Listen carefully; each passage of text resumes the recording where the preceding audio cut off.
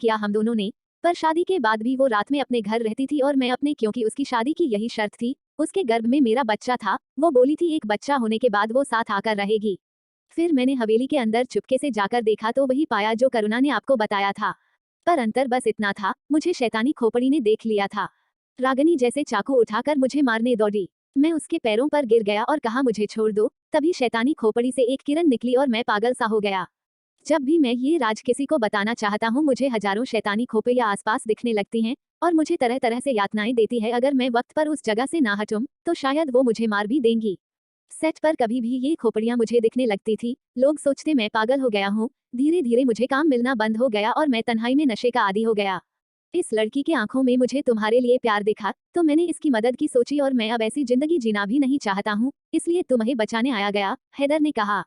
आज से तीसरे महीने की अमावस को ये बलि होगी, हो सके तो इस तबाही को रोक लो। और हाँ, जब रागिनी बलि पूजा के लिए बैठी होगी तब वो खोपड़ी थोड़ा शक्तिहीन होगा, बस यही वक्त है, तभी तुमको एक प्रहार से वो खोपड़ी तोड़ देनी है, हैदर ने कहा। तभी अचानक हैदर को वैसे ही दौरे पड़ने लगे, वो दोनों उसको जैसे हॉस्पिटल ले गए और भर्ती किया। तब तक हैदर मर चुका था। अंजन वहां में अमावस का इंतजार करने लगा, क्योंकि जो कहानी हैदर ने बताई थी वही चाल रागिनी ने उसके साथ चली थी। बच्चे का पूछने पर रागिनी पहले तो सकुचाई, फिर बोली उसके गर्भ में अंजन का 6 महीने का बच्चा है, पर उसने सोचा था वो उसे सरप्राइज देगी। ये सब बातें अंजन के विश्वास को और गहरा कर रही थी रागिनी के खिलाफ। जिस हॉस्पिटल में रागिनी का बच्चा हुआ अंजन ने पता लगा लिया, पर रागिनी ने उससे छिपाया था।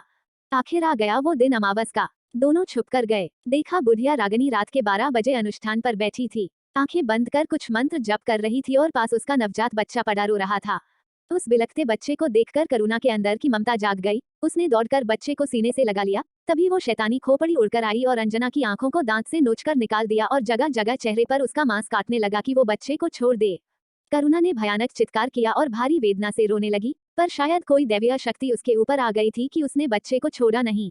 ये देखकर रागिनी भी उसके ऊपर झपटी, पर वो शक्तिहीन रूप में थी, ज्यादा कुछ नहीं कर पाई। तभी अचानक से आवाज आई, कड़ाक खोपड़ी एक झटके में टूट गई थी अंजन के एक लाठी के वार से।